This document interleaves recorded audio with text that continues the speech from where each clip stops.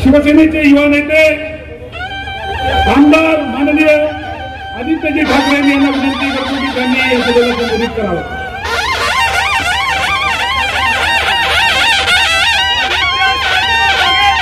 जय महाराष्ट्र.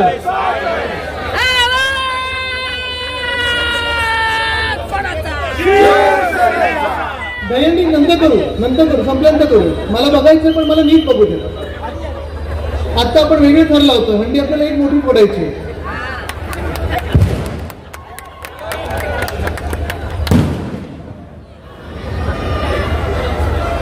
फटाके नंतर लावा, आत्ता लावू नका. आज मला वाटतं आपण सगळे एकत्र कशासाठी आलो हे सर्वांना तर माहिती आहे. एक नारा जो आपण दिलेला आहे की हम सब हाच नारा फार महत्वाचा आहे. आज जेव्हा ही सभा लावली गेली, मला 2-4 दिवसापूर्वी सांगितलं की धारावी बचाव मुंबई बचाव हे आंदोलन आपण घेत आहोत. आणि मी त्याच वेळी सांगितलं की बचाव आता चालणार नाही, आपल्या रक्षणासाठी आपल्याला रस्त्यावर उतरायला लागेल. तर धारावीचं रक्षण आणि मुंबई रक्षण हे करण्यासाठी आपण सगळे मुंबईकर म्हणून आज उतरलेलो आहोत. आणि हा विषय काही नवीन नाहीये. गेले अनेक वर्ष धारावीचा पुनर्विकास, धारावीचा विकास, धारावीकरांना घरं कशी मिळणार ह्याच्यावर चर्चा वेगळ्या वेगळ्या स्तरावर चालत आलेली आहे. बातम्यांमध्ये खूप चर्चा झाली, अनेक मंचांवर झाली, राजकीय पक्षांची झाली, मंथन बैठका झालेल्या आहेत, सरकारमध्ये देखील चर्चा होते. आणि मग फडणवीस साहेबांचं सरकार असताना त्यावेळी देखील एक टेंडर निघालं होतं जे आपण रद्द केलं. कारण नक्की ते टेंडरमध्ये अनेक जे घोळ होते ते बाजूला केले. आपल्या सरकारला महाविकास आघाडीचं सरकार आलं आणि ह्या धारावीच्या पुनर्विकासाचं काम आपण मार्गी लावत होतो. बरं, एक कसं पाहायला गेलं तर कोणी मला विचारलं की आदित्य तुम्हाला एवढा रस काय तर आम्ही शेजारीच राहतो. कलानगर म्हणजे धारावीच्या शेजारचं आणि शेजार घरचं पाहिलं हा खूप महत्वाचा असतो. पण सध्या स्थिती जी मुंबईत बनत चाललेली आहे, 2 वर्षापासून जे आपण आंदोलन हाती घेतलेलं आहे, आपला एक मोर्चा पण झाला होता मागच्या वर्षी. महाविकास आघाडी म्हणून आपण सर्व पक्ष, सगळेच मित्र पक्ष एकत्र आलो, धारावीकर म्हणून आपण एकत्र आलो, मुंबईकर म्हणून एकत्र आलो. आपला विरोध कुठच्याही एका व्यक्तीला नाही. आपला विरोध ना अदानीला आहे, ना अदानी समूहाला नाही, कोणालाही एका व्यक्तीबद्दल आहे. आपला विरोध त्या व्यक्तीबद्दल आहे जो व्यक्ती मुंबईला लुटायला निघालेला आहे, जे लोक मुंबईला विकायला निघालेले आहेत. आपण त्याला विरोध करणार म्हणजे करणारच. त्यांना मुंबई लुटू द्यायची नाही आपण, त्यांना मुंबई विकू द्यायची नाही आपण. पण असंच सहज मुंबईला मोडून गुजरातकडे नेता येत नाही तर मुंबई एका उद्योजकाच्या घशात घालायची. म्हणजे काल परवाकडे मला कोणीतरी सांगत होतं मिंदी अदानीच्या खिशात आणि मुंबई अदानीच्या घशात. हे असं सगळं वातावरण बनत चाललेलं आहे. ह्या विषयाला किती ह्याच्यावर बोलायचं, किती चर्चा करायची, काय नक्की बोलायचं हे आता आपण ठरवलं पाहिजे. कारण ठरवणारे तुम्ही आहात. जे काही आपण पाहतोय, GRच्या माध्यमातून पाहतोय, पेपरमधून वाचतोय. जेव्हा हे टेंडर दिलं गेलं, खरं तर टेंडर निघायला पाहिजे होतं 300 एकरच. त्याचसोबत अजून काही एकर म्हणजे 540 एकरचं एकंदर टेंडर निघालं होतं. त्याच्यात रेल्वेची जमीन आहे, टाटा पॉवरची रिसिव्हिंग स्टेशनची जमीन आहे, माहीम नेचर पार्क जे आपण ह्या टेंडरमधून ह्या भूखंडातून बाजूला केलं होतं. माझी स्पष्ट भूमिका आहे, माहीम नेचर पार्क आहे, आपली कांदळवन आहे, तिला सुरक्षित ठेवलं पाहिजे, कुठच्याही बिल्डरच्या घशात गेली नाही पाहिजे. ते परत या मिंदी सरकारने अदानीच्या घशात टाकलेलं आहे. आणि हेच न करता संपूर्ण मुंबई धारावीच्या नावावर लुटायला निघालेलं आहे. तुम्ही विचार करा, हा किती मोठा विषय होत चाललेला आहे. काही 100-150 वर्षापूर्वी जसं ईस्ट इंडिया कंपनी आपल्या देशाला लुटायला निघाली होती, जशी east India company divide and rule म्हणजे लोकांमध्ये वाद निर्माण करा, लोक विखुरल्या गेल्यानंतर त्यांच्यावर राज्य करा, शासन करा, हेच जे कारभार आहे, हीच विचारधारा आहे. हेच भाजप करायला निघालेली आहे, हेच हिंदू सरकार करायला निघालेलं आहे आणि तेही अदानी समूहाच्या मार्फत करायला निघालेलं आहे. धारावीचा विकास पाहिजे, आम्हाला पण पाहिजे की धारावीचा विकास पाहिजे आपल्या सर्वांना पाहिजे. आपल्याला घरं हवीत की नको, पण घरं आम्हाला पाहिजे, धारावीकर म्हणून पाहिजे, अदानीच्या घशात न गेलेली पाहिजेत. आमच्या धारावीच्या हक्काची घरं मिळाली पाहिजे. जो विकास आम्हाला पाहिजे तो इकडच्या इकडे झालेला पाहिजे. जो विकास आम्हाला पाहिजे, आमची घरं धारावीतली घरं आम्हाला धारावीतच पाहिजेत. आणि पुनर्विकास देखील होताना आमच्या डोळ्या देखत तो पुनर्विकास झाला पाहिजे. इथून कुठेही दुसरीकडे आम्हाला नेता कामा नाही. ही शपथ आज आपण इथे घ्यायला आलेलो आहोत. पण धारावी पण घशात पाहिजे. मुंबई सगळी जी पाहिजे आपल्याला, आपण पाहत असाल अदानीच्या घशात मला वाटतं 20 भूखंड जवळपास 1062 एकर मुंबईचे फुकटात आपण अदानीला देतोय का? तर नाही, धारावीचा पुनर्विकास करायचा.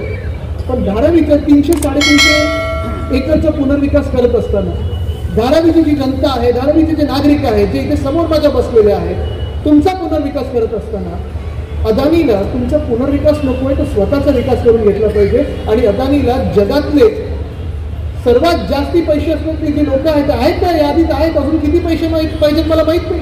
घ्या जगातले पैसे सगळे, पण ते सगळं करत असताना, स्वतःचं बँक अकाउंट भरत असताना आमच्या धारावीकरांना तुम्ही इथून बाहेर काढू शकणार नाही. म्हणून आज आम्ही इथे सगळे महाविकास आघाडीचे पक्ष एकत्र आलेलो आहोत.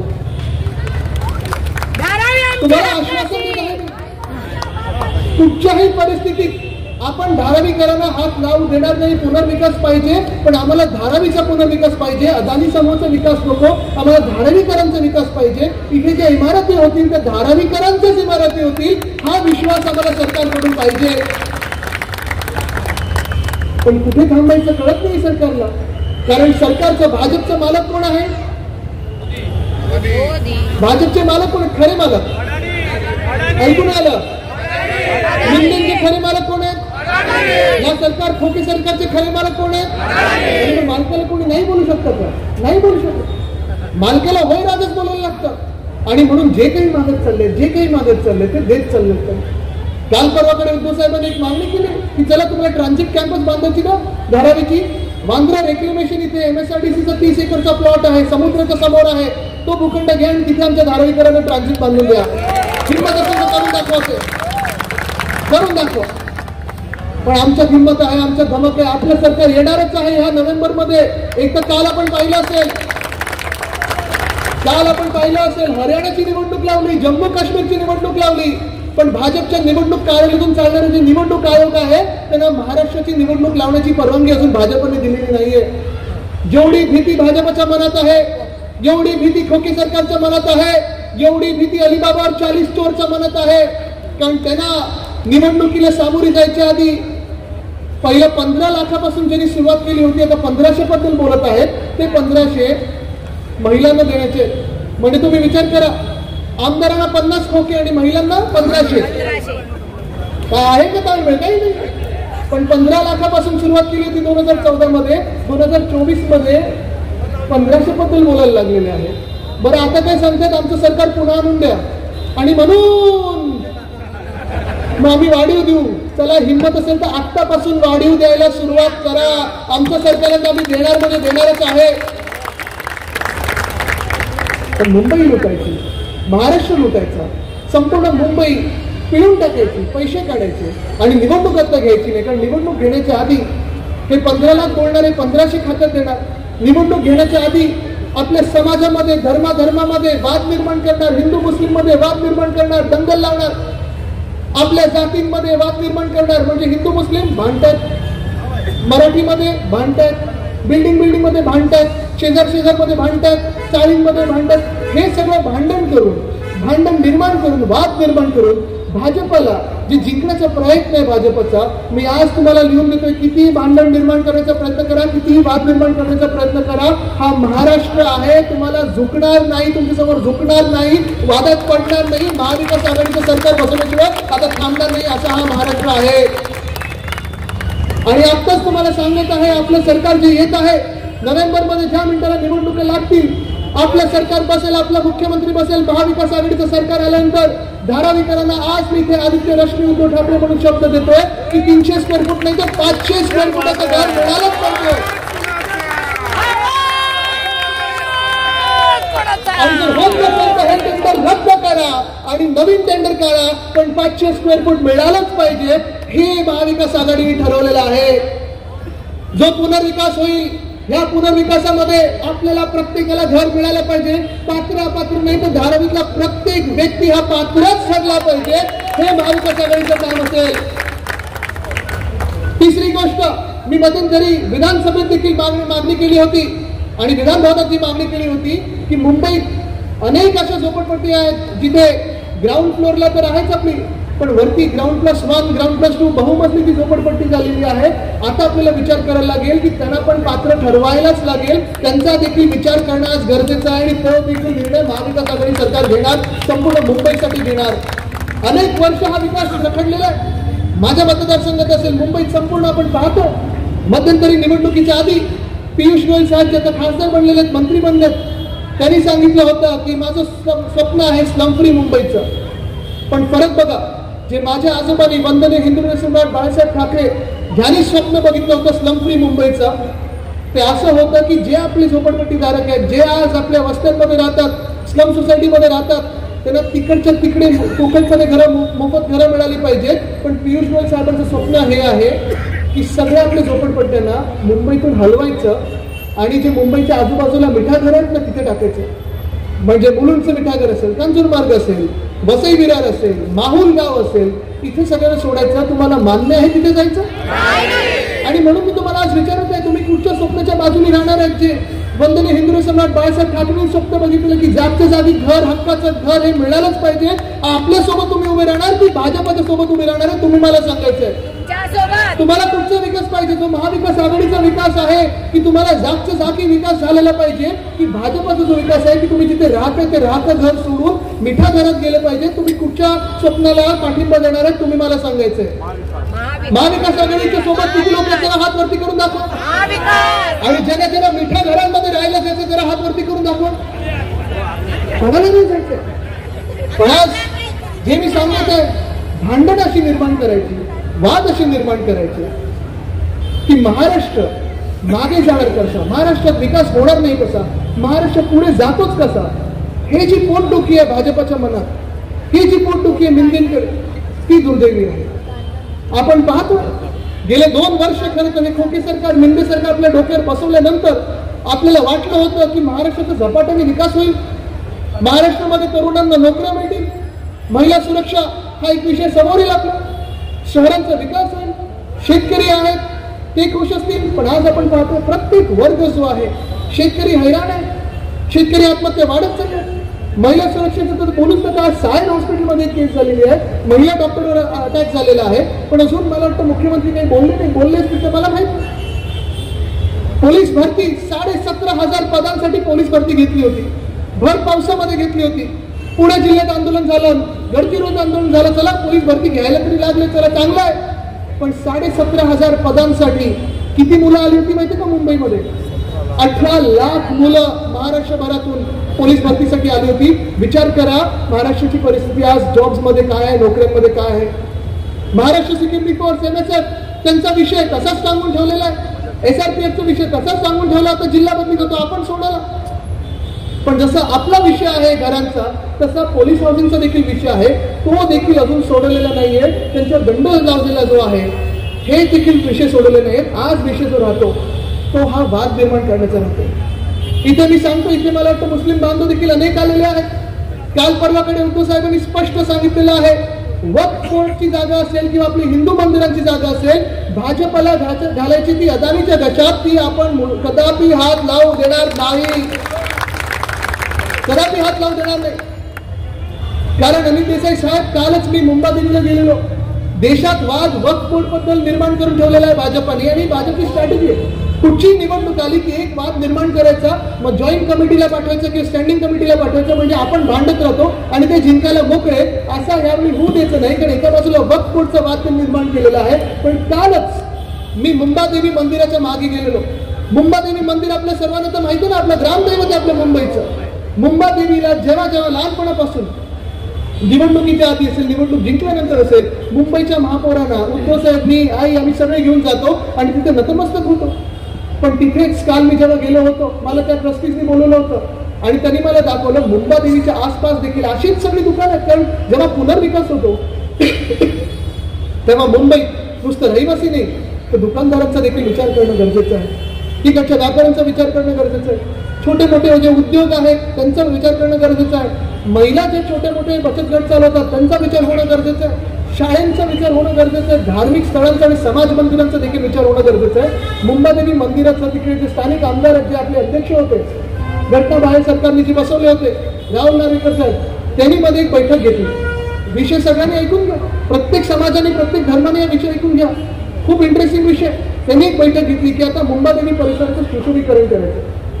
ठीक आहे, सुशोभीकरण चांगलं करा, काहीतरी चांगलं होईल, देखणं होईल. पण सुशोभीकरणामध्ये त्या न्यासाच्या लोकांना बोलवलं, मुंबादेवी मंदिराच्या ट्रस्टच्या लोकांना बोलवलं आणि बसवलं आणि एक प्रेझेंटेशन दिलं. त्यांना न विचारता मंदिराच्या मागची जी जागा होती त्याच्यावर भडक केली. तिथे कॉन्ट्रॅक्टरनी काम पण सुरू केलं. आता 17 मजल्याचं कार पार्किंग बांधत तिथे मुंबादेवी मंदिराच्या जागेवर, मागच्या जागेवर, जिथे अनेक वर्ष नवरात्रीच्या वेळी आपले सगळे भाविक जे जातात, लाईनला उभे राहतात, सभामंडप निर्माण करतात, त्याच जागेवरचा कार पार्क नागपूरच्या कुठच्या तरी कॉन्ट्रॅक्टरला दिलेला आहे.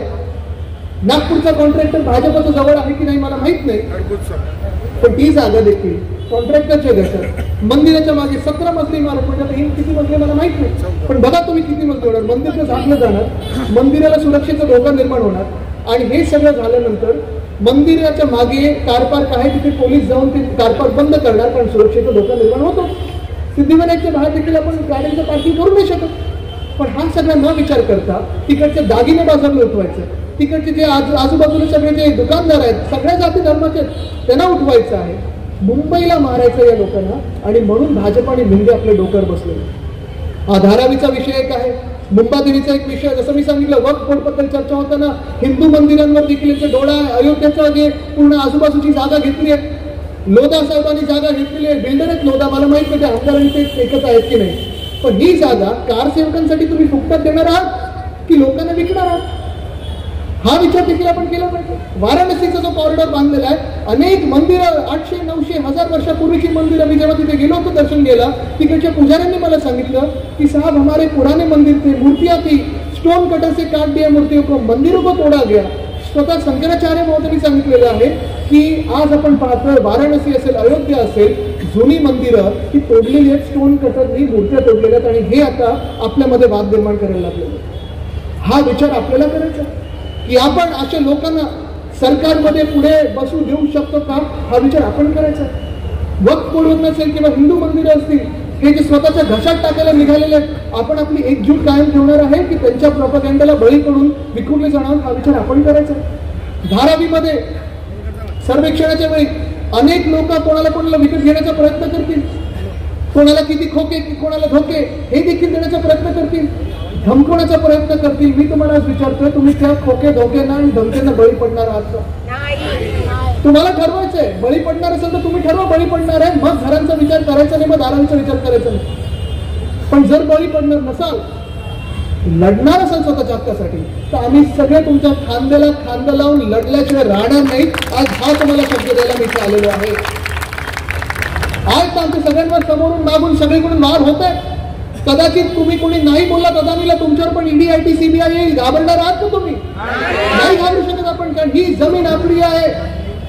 ह्या जमिनीसाठी, ह्या मुंबईसाठी आपण लढलोच पाहिजे. गेले 2 वर्ष मुंबई महानगरपालिकेत जे घोटाळे चाललेले आहेत, रस्त्यांचा घोटाळा, मागच्या वर्षी देखील 6000 कोटीचा घोटाळा, ह्या वर्षी देखील 6000 कोटीचा घोटाळा. हे दोन्ही वर्षी जर आपण बघितले तर 12,000 कोटी रस्त्यांवर उधळपट्टी चाललेली आहे.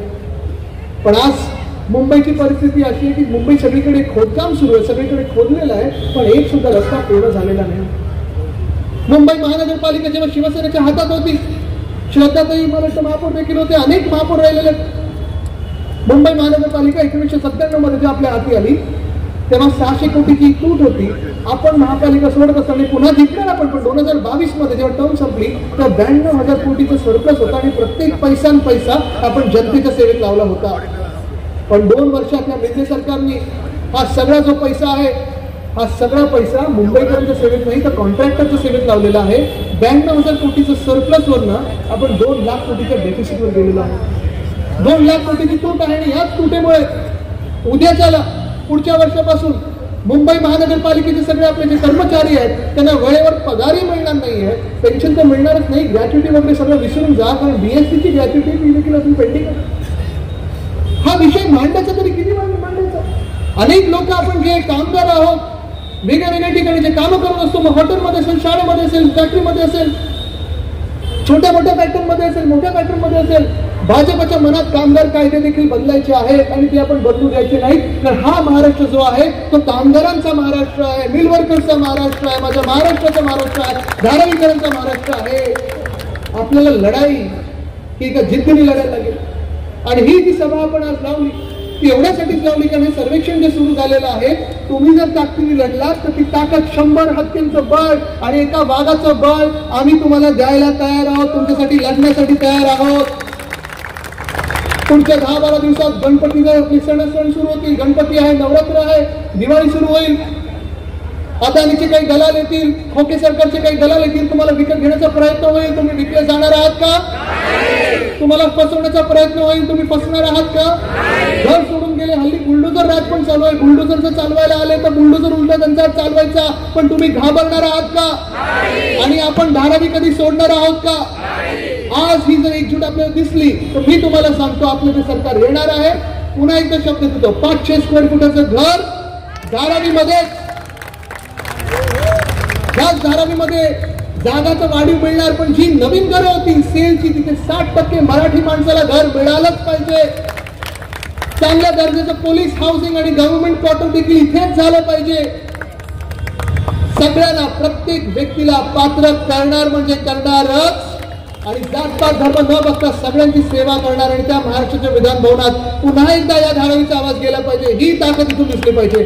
धन्यवाद. जय हिंद, जय महाराष्ट्र, वंदे मातरम. नंतर आजची ही सभा जाहीर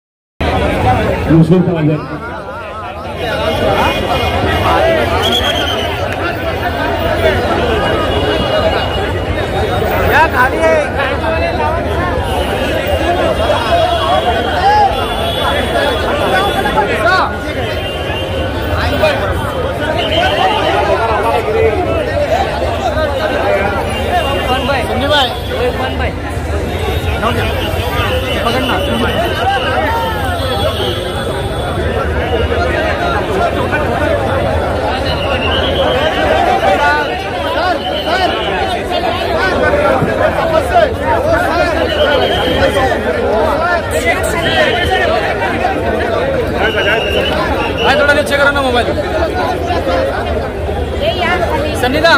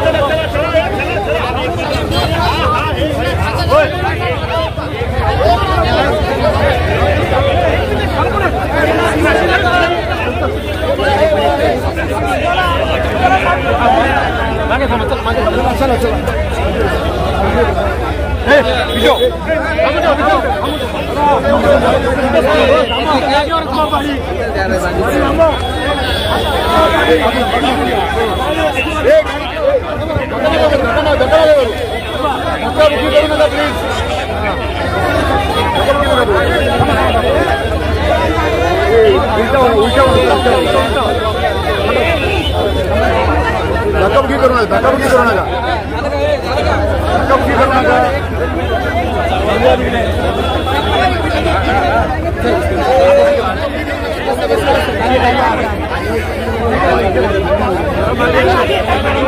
काम झालं मागे काही बाजूला मुलीला येऊ दे